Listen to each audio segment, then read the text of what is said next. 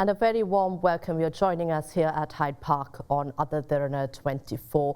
The election season is on, and here at Hyde Park, starting tonight, we will continue to talk about the political situation, the upcoming elections ahead, and the country's situation as Sri Lanka gears for the presidential election 2024. Of course, to discuss all this and much more, we have invited to our studios starting tonight for tonight's discussion, a panel represented by election monitors, those who observe and advise not just political parties, but even the people, the voters, on how to correctly engage in election-related activities up until the electors go to vote on the 21st of September this year. Let me very warmly welcome Mr. Rohana Hettiarachchi, who is the Executive Director of the People's Action for Free and Fair Elections. Thank you very much for taking the time to be here. And also joining tonight, we have the Executive Director of the Institute for Democratic Reforms and Electoral Studies, Mr. Manjula Gajanayake, who's joining us this week here at Hyde Park. Thank you very much for your time here with us. It's a crucial time as we talk, a crucial election. We had a crisis in the country, a fuel crisis, the economic crisis. Sri Lanka is still facing the challenges, and much more is the commitments made to the international community. Amidst all this, we also saw the controversy surrounding the Inspector General of Police. This is during an election time. Given that the 21st of September, we will see already we have 22 candidates who have placed their deposits and nominations given. How important is this from the view of the voters and for you all as election monitors? I'll start off with Mr. Rohana Hettiarachchi. Beyond the economic crisis, I think we do have a governance crisis also. We had and we do have at the moment also. Because why I am saying we didn't have an opportunity for the people, mainly, to select their representative for local council now almost 2 years. And there was no opportunity for people to select their provincial council representative for almost 6 years. So we didn't have elections as we scheduled. In that circumstances, the presidential elections also had an uncertainty due to the government positions, and we have seen the various occasions that the politicians who are supporting the ruling coalitions, there is no necessity to have a presidential elections. First important part is the economic recovery. And there were so many issues were taken up during last couple of months period on these the financial support for the elections commissions to have elections, and also there was an issue raised up for the in concerns of the IGP and also the government printer. So there are various issues which we had in the past. But now it's very clear, the Elections Commission has taken the steps to announce the elections, and now the elections date also fixed, as you said, 21st of September. So whatever the situations we had in the past, this is very important elections for the people.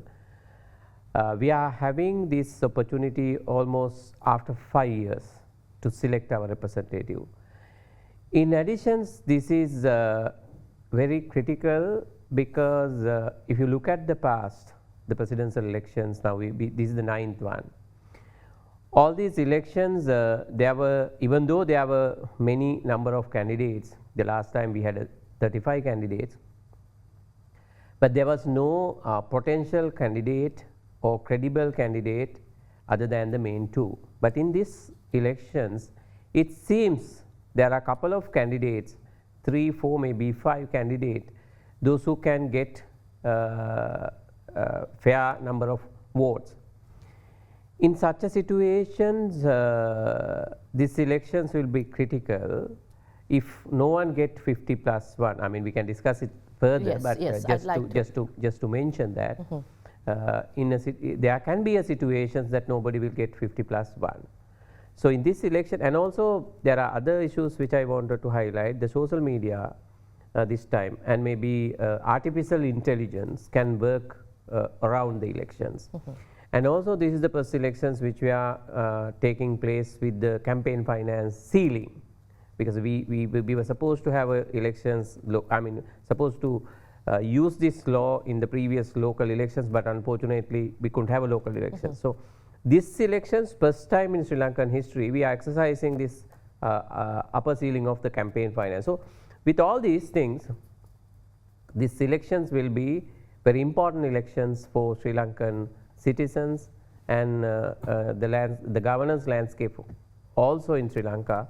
This will be a quite important election. Right. We intend to discuss further on campaign financing, the role of social media and artificial intelligence, especially in Sri Lanka's upcoming elections, and the social and political situation going forward. But to start off with, I'd like to also seek your input, Mr. Manjula Gajanayake, about this election, why it is so crucial, especially with 22 candidates. Of course, 2019 we had the largest or the highest number of candidates, numbering 35. But this time it's still 22, and we have up until the 14th or 15th of August to understand how many more will join the ranks of the presidential candidacy. Yeah, thanks. First of all, thanks very much for having us in this show. Yes, actually, as Mr. Rohana said, actually there are many unique features in this election. So we can see I think actually the first thing is that as he mentioned actually that we can expect that if there are many strong candidates, actually we have to turn into the second round of counting. That's the thing. But actually, basically, when it comes to conducting of elections, according to the the Universal Declaration of Human Rights, there are two specific unique features in conducting elections. The first one is actually, as a democratic country, you have to conduct periodic elections. Other one is actually genuine elections. But when it comes to those two categories, unfortunately, we have not conducted any elections in Sri Lanka during past 3 years. The provincial council election almost disappeared, and the local government election also. It is still uncertain and on the fence. And the very tricky situation that we are passing, because this is just like a hybrid pre-election situation that we are campaigning and we are monitoring. The thing is that what do you mean by hybrid situation? Yeah, that when it comes to local government elections, actually local government, there's an unofficial pre-election time period for local government elections, because there were maybe more than 85,000 nomination papers submitted before election commissions. Now, but they have not cancelled the local government nominations. Accordingly, an unofficial pre-election situation is prevailing related to the local government, and with the poll notice 27th July, now we are heading to the presidential election also. Now this is something very tricky situation, because actually we have to concern both situations also. And other thing is actually that the mass uprising, that young youth uprising, after the youth uprising, actually at least we need to know, there were many youth sectors standing with many groups, and actually they were asking some system change and many other requirements, other requests. Then at least in these elections we can see where they are standing, okay, after these elections, because we know that they are supporting some of candidates, political parties like that. But when it comes to the electors, okay, now we saw in 2019 actually there were almost 16 million voters in Sri Lanka, Accordingly, in this time period, actually, we can see now it has increased up to 7.1 million. That means 17.1 million. That means actually comparing with last presidential election, there is almost 1.1 million voters, electors increased. Okay, that also something special. That means due to the introduction of 18 plus new voters act. Okay, then actually we can see this wonderful development. Due to these things, actually that I mean we can identify this election as a very I mean something very important. And also the last point is that we don't know who will win this election, but who is winning this election, he or she will be able to call another chain of elections, parliamentary elections, and also maybe disappeared provincial council elections, further local government elections, and there's another pending small elections for Alpitiya Pradesh Sabha also. That means there may be 4 elections to be held after this presidential election. That is why this election is more decisive. I'd like to now turn to Mr. Hettiarachchi once again. You recently warned that this election, that there are serious concerns regarding potential violence in the upcoming election. Why is this? Are the law enforcement authorities not geared or mobilized in such a way that violence may increase? What are the potential risks? No, actually, not the violence, of course, mainly the violations. The violence, I think, so far we have reported 4 cases, but that also, I mean, compare with the recent elections, because I don't know whether you can remember, before 2001, every elections we had at least 30-40 murders. Every elections people were use firearms. So there are a lot of violence and violations were took place. I think the last one were reported in a big way in 2001, Udatalavinna. The 7 people shot and died in one place. So after that, the violation was drastically reduced in the elections. But in this election, so far it is too early to say that the elections violence are increasing. But last couple of days we have reported 4 cases. I think out of 4 there are 2 incidents, there are people were injured and admitted to the hospital also. But still we have not completed the nominations. So after the 15th, the people with the political party will start their campaign fully. And these elections will be more competitive elections, at least the main political parties. So there can be a situations with these competitions, there can be a situations that violence can take place. But we hope and we pray for that, not to have any sort of violence these upcoming elections. But violations, of course, is drastically increased, especially the misuse in the government resources and the government power in a large scale and well organized manner every day. How and what instances is this happening? Basically, the government, even their annual budget, their annual work plan, so they have utilized largely to get the advantage one specific candidate, the annual budget allocations. And they have upcountry development programs which they call for 10 years programs. But their annual budget for 2024, they are trying to finish by end of, they were planned to finish end of July, because they know that the election is taking place by, announcement will take place by August, right? So they have largely used it. Even now, every divisional secretaries, most of the divisional secretaries office, this government welfare program is taking place. I mean, nothing wrong with that, but they are trying to get the political advantage. Somehow or other, they are trying to get engaged with the grassroots level politician, especially the ruling party coalitions supporters into the distributions. I mean, they are trying, in fact, we wrote to the elections commissions in the morning today, one of the Samurdhi development programs, they are trying to address almost all the issues in the village level within this 2-month period. How do you think this situation can be addressed in an intricate and in a very sensitive manner? Because Sri Lanka saw a very bad economic crisis, and the people's issues should be addressed immediately, especially welfare, as you mentioned. Yes, those are needed.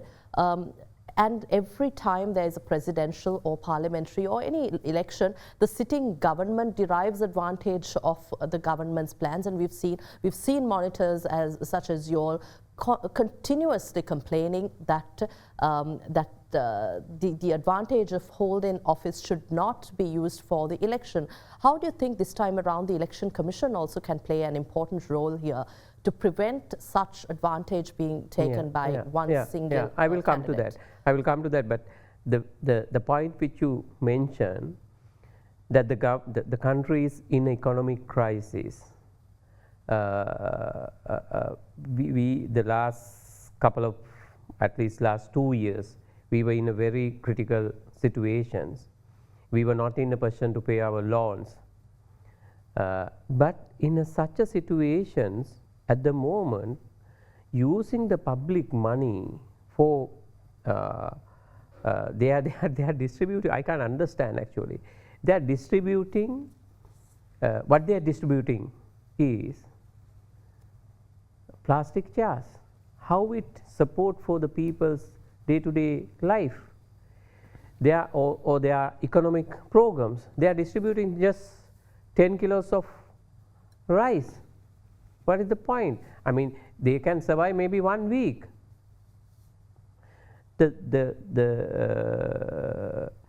Under the government development programs, they are utilizing the public money for distributing various small items, school bags, shoes, pens, books, all those things they are distributing. But I am trying to say, within this 2 months, under some of these circulars, they are trying to address all the issues in the village level. Child issues, women's issues, educational issues, religious issues. They have forget everything for the last 2 years or even the years and years. But during the elections period, very short period, they are trying to address these things.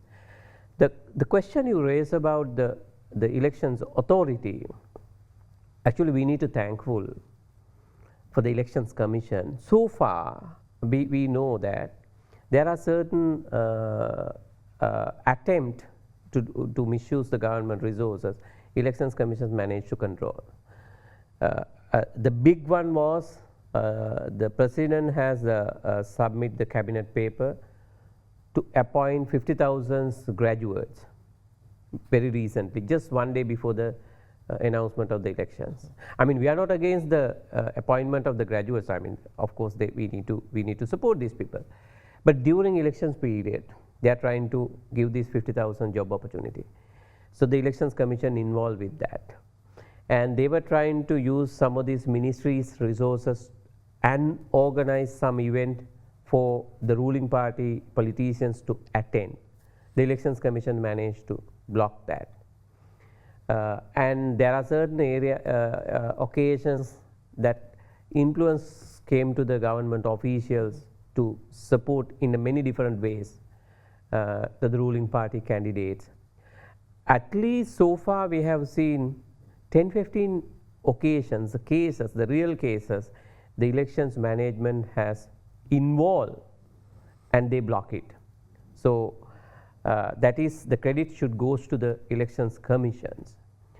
In addition, now you know that the police case also came up where this IGP's issue. I think the Elections Commissions and especially the Commissioner General also, they get engaged with the government. They get engaged with the relevant ministry, and somehow they manage to resolve the problem. In fact, we met the police today before we come here, and the police, I'm really happy that the other authority, the Elections Commission and the police also equally important in these elections. The police also has prepared. I think we was little surprised. Actually, they were well prepared for the elections. I'm sure. I mean, it's too early to. Despite the lack of exactly. an IGP? Without the IGP, Now, all the senior DIGs, we learned that they are well prepared, but it's too early to say how it goes. But we have little confidence now. They build the confidence among us. They call all the observers group, but we are still monitoring their activities also. But I think with all these challenges which we have seen in the past, now elections management and the police, they are full prepared to have a pre-fair elections for 21st of September. Mr. Manjula Gajanayake, I'd like to talk about the same set of areas that we touched upon, but recently you too highlighted that the government has intensified its utilization of and mobilization of government resources for campaign activities.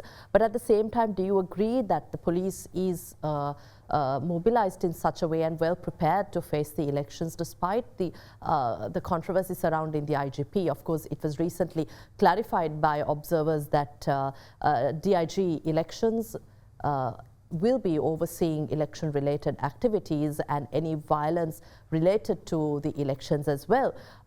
How do you address those questions, and also any controversy surrounding the engagement of these candidates in unjust manner, especially in reaching out to the voters? Yeah, thanks for asking that question. Actually, we also had that same doubt with us, because due to the inactivity of that the highest position of the department, actually we had some doubts. But after Mr. Rohana said, actually, you know, that we recently, actually in this moment before we came here, actually we concluded that meeting. Then he explained what they are going to plan. What we understood, due to the, I mean, it is just like an indirect blessings, because you know that the department head can be influenced into the process, I mean with regards to elections basically. But in this moment, what we saw, that earlier actually, that as he explained, that they have a well coordinated, planned and also mechanism. Not only addressing that the offline issues actually, and they are also addressing the online issues also. Because the one thing is that that innovative and the basically actually the most important thing is that they have a good coordination and the mechanism in consultation with the election commission, because we know that there's an election secretariat. Under the election secretariat situated at Sarana Road in Rajagiriya, actually at the same time EDR process is going on. Attached to the EDR there is a special police unit to oversee the election matters. Additionally, actually similarly to that process, actually there are 25 election officers to receive all the election related complaints also. The most important thing is that they have created an app. Now actually they can receive, and at least one person or authorized person can oversee all the complaints that they are receiving. As well as not only that, actually those authorized person can identify it if there is a loophole and the lack of evidence or information. He or she can authorize and give some orders and request more information through that process. That the beauty of that is that actually they are coordinating with the election commission as well as election monitoring missions. Accordingly, not only that, and that the online presence actually, that they are well prepared to receive complaints related to social media, especially Facebook. Now, as they mentioned, actually they can identify some incidents and complaints, and also directly coordinated with Meta through the election commission.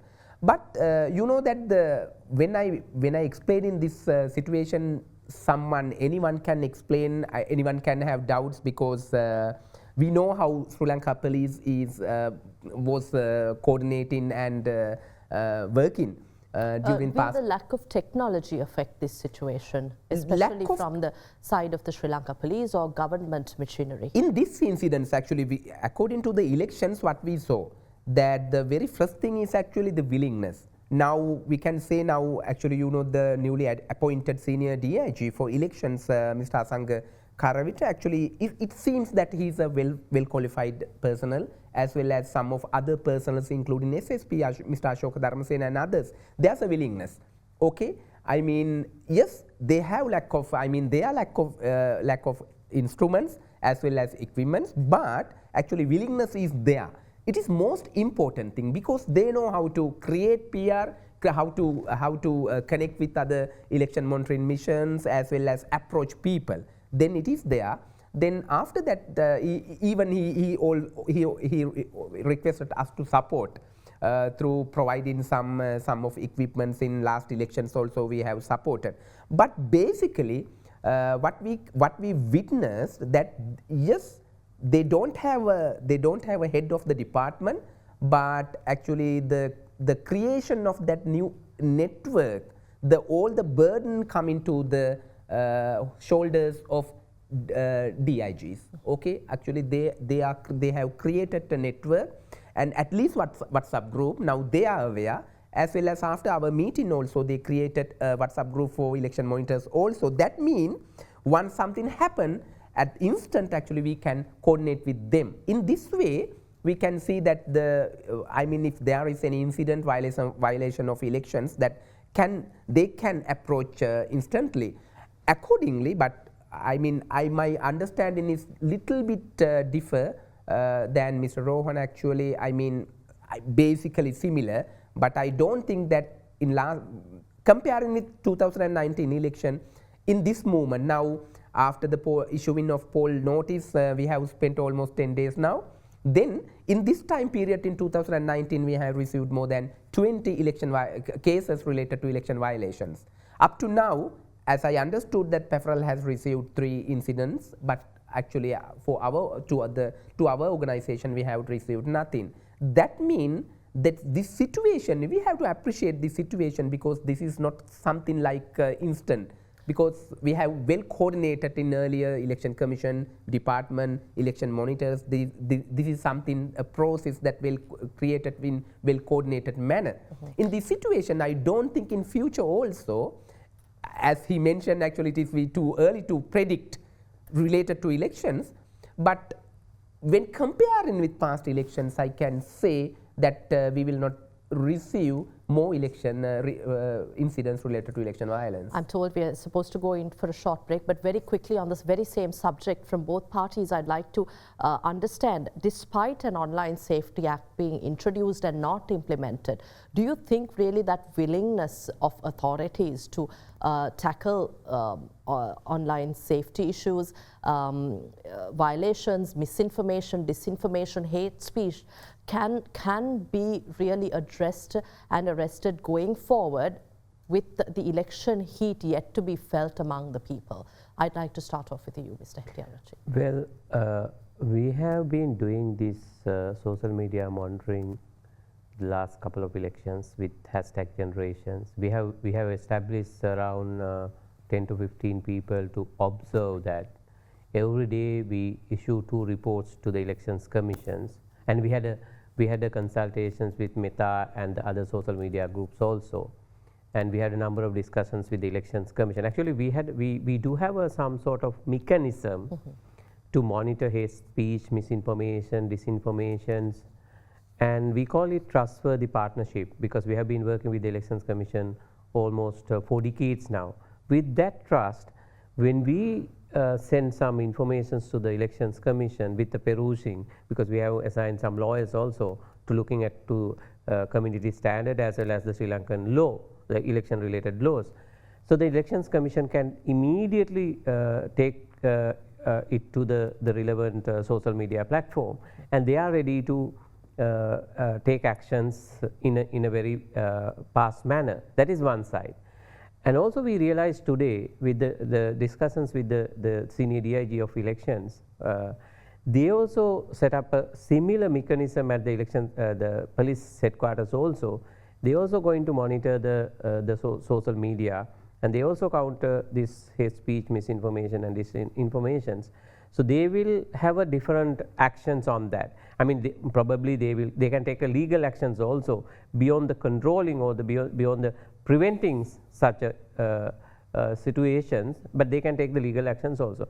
My only worry is, I mean, we do trust with the police the way they present today, but you know, some laws are implementing in a different ways.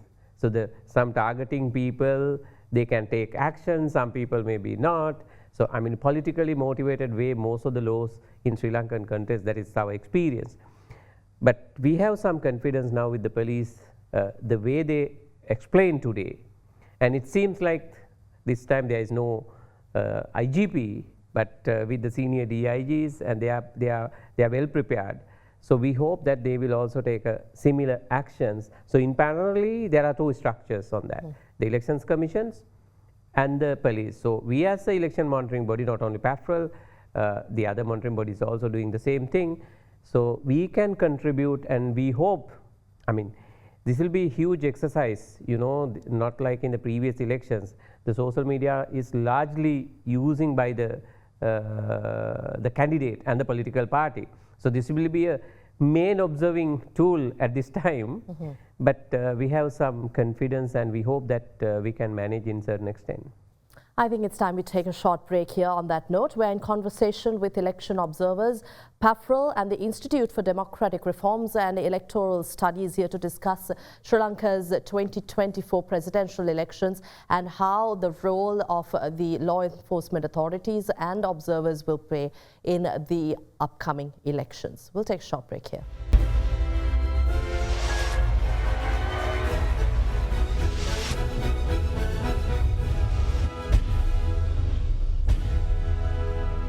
Welcome back. You're joining us here at Hyde Park, and now I'd like to turn to Mr. Manjula Gajanayake, Executive Director for the Institute of Democratic Reforms and Electoral Studies. We were talking about social media, the role of social media, and how observation can be efficiently done in order to tackle any violations, hate speech, misinformation and disinformation related to the elections. But at the same time, I'd like to maybe have a quick overview of the elections this time, the new electors, as well as how the numbers are playing out according to the statistics you have so far. Yeah, actually it is, I mean, that's why that is one of unique feature in these elections. That's, I mean, after 4 or 5 years conducting presidential election, as I mentioned earlier, actually we can see almost 1.1 increasement of electors, voters in these elections. That the special thing is that, you know, that I mean, after 1931, up to now, actually we have seen some wonderful development in electoral process. When it comes to election monitoring, it is true that actually we have constructive criticisms on some of election law enforcement authorities, as well as some of decisions taken by election commission as well as Sri Lanka police, like that. But you know, we have to appreciate some of efforts they have taken. The first one is that after establishment of the election commission of Sri Lanka, actually they have introduced new electors registry. Accordingly, that 18+ voting, they are facilitating new young groups, people. When they become age of 18, now they have empowered to vote accordingly. That's why comparing with the beginning of this year, January to 31st of July, okay, during this time period, 6 months time period, there is an increasement of 76,000 young voters in this electoral registry. It is something very important, because last time, during last decades, we have seen when you are exercising your voting rights, you may be on 21 or 20 age of 21 or 22, but when you become 18, actually you can exercise your voting. Comparing with others, the other only my concern is that last time we saw that comparing with 16 million voters, electors, actually, that the only 12 million voters have exercised their voting rights, because you know that the most of people, I mean, out of 4 million, nearly 3 million people are working in Middle East as well as in other countries, maybe 6 lakhs, 600,000 people, as well as other 400,000 people are working in various sectors. Actually, they also are not empowered to cast their votes. But in these elections, we saw that some trends related to this. Due to all developments, actually, we can say this election can be a decisive election. Yeah. I'd like to turn to Mr. Hettiarachchi about campaign financing. You addressed this very briefly at the beginning of our conversation, but really, would this election be a testing ground for how Sri Lanka's the system really manages and addresses this campaign financing issue? For long, we didn't have legislation. For a long time, we have been talking about this, and for decades, you all have been talking about how the misuse of funds have affected the campaigns. How do you think this year around we could see a change, a new direction to Sri Lanka's election systems? No, actually the misuse of funds is a different thing. A misuse of the government fund is different things. Of course, you can't bring it to this new regulations. This is completely purely with the money which they spend from their own, in a sense, maybe their friends or colleagues or the party or whatever, not the government money. The initial draft which we made in 2017, PAFRL initiated that, and of course Manjula and other observers group also involved with us, including elections commissions and various political parties. It has changed drastically when it's come to the real bill, right? So there are a lot of loopholes, there are a lot of weakness on this existing law at the moment. But as you also mentioned, this is the first time we are having in a recent history this kind of law. But we had a different law that you can't bribe the voters, and we have exercised again the CMEV PAFRL. We filed a case in the last local elections. We were managed to disqualify one candidate, one elected member, those who spend a lot of money for bribing the voters in Monragala during local elections. That's a different thing. But that also little relevant to this. It's a vote buying, so you can't do that. But this is the new law which has introduced that you have a ceiling amount now. So the amount will be decided by the Elections Commission, I think hopefully by 16 or 17, within immediately after the nomination, because the law says immediately after the nominations, within 5 days time, the Elections Commissions need to consult all the contesting political parties and considering the economics, other factors, they have to decide the amount for one voter, one elector. The last time for the local election, it was 20 rupees per one person. So in these elections, whatever the amount they decide, it has to multiply with 17 million. So that will be the ceiling amount for the political party or a candidate, those who can spend during elections period, the maximum amount. But even at the moment, the political parties has already spent billions of money. I mean, they have run this campaign last 3-4 months. So you can't bring all those things into the existing law now, because it will start after the nomination. So until then, that's after the 15th. After the 15th, because until then there is no official candidate. We know that Rohana Hettiarachchi, we know that Mr. Sajith Premadasa, we know that Ranil Wickramasinghe, all of them are candidate, and there are several others. But legally, they are not candidate. So the law will start after completions of nominations. And the beauty of this law is that after the elections, they have to submit 2 reports. One is they have to bring all the incomes into one report, whether it can be a financial support, whether it can be a in-kind support. For example, if someone provide the vehicles for them to do their campaign with the driver or fuel or whatever, they have to calculate the market rate, and they have to take it into their income, and so they have to submit their income report the whole period. And also they have to submit within 21 days. And also they have to submit expenditure report. What is the expenses for the whole elections campaign. So as the citizens of the country or an observer group or even the media, anyone, even the political parties also can do that. If we are capable enough to monitor the whole expenses, and we can check with their report, because they have to submit this report to the elections commissions, and elections commission need to publish it. So we will be access to all this information. So if we are able to collect all the expenses, or if we can monitor the political party's campaign, and we can check whether they have given the real report, if there is a gap, so we can challenge at the court. So for this purpose, actually this is, as you said, this is very critical one, and it's a very challenging one.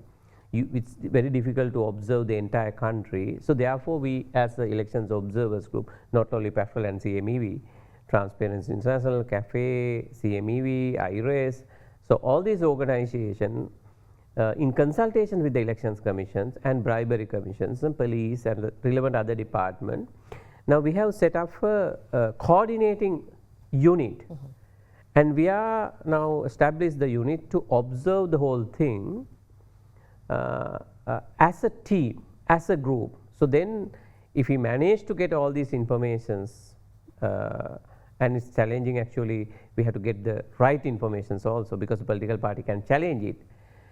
Then after the elections, that's our plan actually. Right. After the elections, we are going to match with these things. If there is a discrepancies, differences, of course anyone can go to the court and challenge. Finally there is an opportunity to disqualify the persons also, but it's very unlikely the president, once he get elected, that's in practical scenario, but we can try, if we have a clear evidence that they have violated the law, we can disqualify the persons even after the election. And the law allows it. Of course, yeah. The local elections is much easier to monitor, because it's a very a small geographical area. The expenses limitations also very small amount, maybe 100,000, 200,000. But the presidential elections, the entire country is one electorate. So it's a huge task. But we are there to start with this. On the same subject of campaign financing, yes, I understand that PAFRL, together with other observers also, as Mr. Hettiarachchi said, will be looking into this, will be assisting the Election Commission or other authorities as well. But do you think this can really be done, especially whether it's friends, family or anyone supporting candidates? Do you think there will be a transparent manner in which these our candidates will also engage in this process? Because there will be creative ways in financing and helping out each of these candidates, and it can be overlooked. Indeewari, it is an interesting question actually. You know that maybe you may have a comprehensive set of laws in any country, but the problem is actually the implementation. Then how you are going to implementation and how you are going to respect the rule of law in the country. Your concern is right, but you know, according to the number 3 of 2023 Campaign Expenditure Regulation Act, actually it has clearly stipulated what are the requirements related to this. You know, when it comes to the funding sources, that means, as Mr. Rohana said, actually you have to submit 2 kind of reports. The first one is that how you are going to spend your money. The other one is that in-kind donations what you have received. You have to submit those 2 kind of reports to the Election Commission within 21 days time. In that 2 reports, actually you have to report the funding sources. Okay, then if you are representing government institutions like ministry, board and other authorities, you are not allowed to give any support to the candidates or political party. Not only that, if you have more than 50 or 50% shares in any government institutions, you are not allowed to give any support. Not only that, even if you are a foreign entity representing a company as well as a foreigner, actually you are not allowed to support. The beautiful thing is that according to the law, actually, when you are receiving anything, it is your responsibility to note down not only the name, identity card number, as well as much as possible more informations. Okay. Then Election Commission will receive those comprehensive reports. If there's any discrepancies, the report submitted by them and submitted by us, even complaints actually, if there is a case, law enforcement bodies as well as the court can compare. Okay. That is most important part. But as you mentioned, if someone donating money in cash in secret way, then we are not in a position to track such kind of things. But such donations, funds are going to use for the campaign, actually you have to report. Then you can obtain some kind of money donations in secret way. But if you are going to spend money into your campaign, then in some ways actually we can track. That at least now we have a law that can be actually that's why that another aspect in these elections, as a traditional way, we are observing violation of election laws as well as election violence. Now the third thing is actually that the added new component is that campaign finance. Because we have to deploy observers into that, as well as now you know that not only the interesting part is this. Recently, even actually a few months ago, Election Commission we also supported into that action. Election Commission convene a meeting for all other relevant election stakeholders like Auditor Department, Auditor General, as well as Bar Association and Inland Revenue Department like that. If Election Commission concern some kind of discrepancies in those reports that they have received, actually they can call other reports from other stakeholders. Okay, that is the important part of this particular specific law. Right. I'm told I have only a minute each for our guests. We have very limited time, but final thoughts on a free and fair elections. What's the hope for Sri Lanka?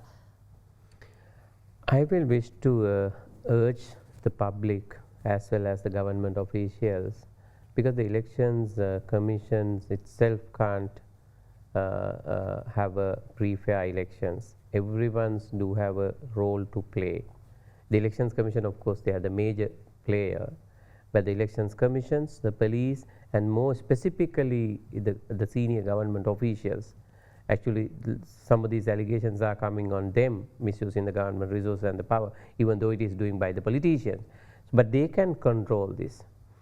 And also the public need to be alert when they get some bribe from the politicians or whatever the structure, whatever the system, they can question and they can reject. And also media can play a big role. I know that we respect that most of the media is trying to establish a level playing field for all the political party, all the candidates.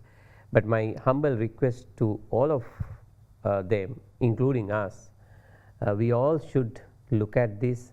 We all should work together to have a pre-fair election. So everybody should contribute by their own, whatever the level, whatever the positions they are in at the moment. Mr. Gajanayake? In order to ensure free and fair elections, only Election Commission can't do that, because actually they need our support, not only election monitoring missions even, because almost all the citizens should be converted as election observers in this time period. That is the very first thing. The second thought is that actually that that you go to polling you need to go to polling stations and exercise your voting rights. Then don't hesitate to that. Actually, that it is your right, then try to exercise your voting right. Thank you very much for your time here at Hyde Park. We were in discussion with Mr. Rohana Hettiarachchi, the Executive Director of the People's Action for Free and Fair Elections. Thank you very much for taking the time. I know it's a very busy schedule for observers as you. And also Mr. Manjula Gajanayake, the Executive Director for the Institute for Democratic Reforms and Electoral Studies. Thank you very much once again for extending your support continuously to our programs and for giving us your expertise here at Hyde Park on At Derana 24. We'll see you again next week with yet another discussion. Have a pleasant evening. Good night.